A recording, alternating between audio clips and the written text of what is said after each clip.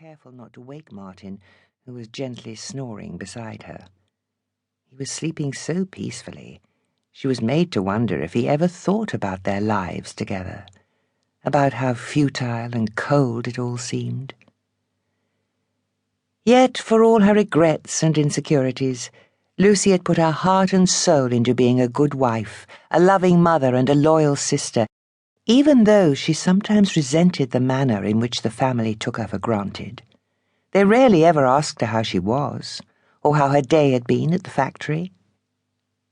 Over the years, she'd suggested to her sister, Paula, that it might be nice to spend a pleasant hour or so shopping in Bedford, and maybe enjoying a light lunch before they headed home.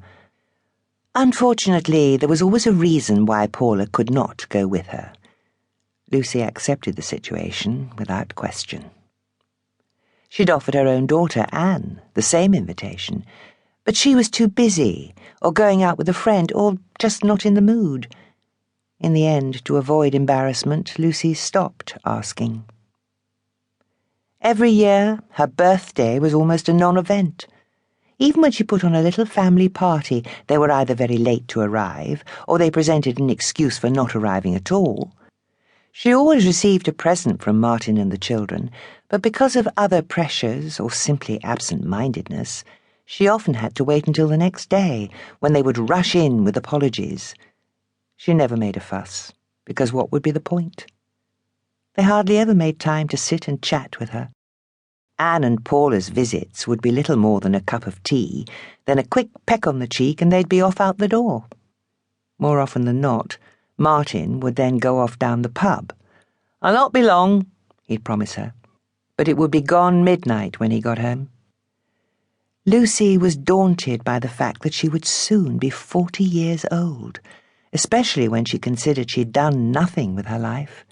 She'd never seen much outside Weyburn, and as the years went by, the idea of travelling and doing the exciting things she had once dreamed of seemed increasingly out of her reach. She now feared her life would remain as it was until she became old and unable to make changes. As with all the other birthdays, she wondered if this landmark birthday would arrive quietly and leave on tiptoe, though if it did, she knew she would take it in her stride as ever, while secretly wondering if her family could ever love her as much as she loved them. There were even times when she asked herself if she was a useless wife, mother, and grandmother. She hoped not, because her family was all she had. In fact, they were her very world. Consequently, she felt it was wrong of her to ask more of them than they could give.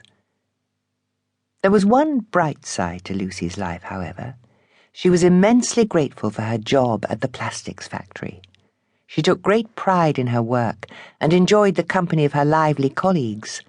Chatting with them made her feel alive, because to them she was not just someone's wife, mother, or grandmother. Instead, she was Lucy, a well-respected and much-valued workmate. Deep in thought, Lucy was startled to hear the hallway clock strike 5. Careful not to wake Martin, she slithered out of bed and into her dressing gown. Then she softly slid the eiderdown over the dip in the bed where she had lain. Gazing down on her sleeping husband, she tortured herself with regrets. So many wasted years, she thought bitterly. So many lost dreams. Inevitably, her thoughts returned to their 2 children. Sam was now 21. Like all young men, he could be bullish and unpredictable, but beneath all the bravado, he had a sense of purpose. At 23, Anne was her firstborn. She was confident, easily hassled, and occasionally argumentative. She was the mother of Luke, almost 1 year old. The thought of her only grandchild brought a measure of joy to Lucy's heart. Full of life, he had a ready smile and laughing eyes that made you want to dance, and he was an absolute delight. Taking a moment to close her eyes, Lucy cast her mind back to when she was a shy, innocent girl, afraid of everyone and everything, until Martin made friends with her in the school grounds one sunny afternoon. With his smiling brown eyes and wild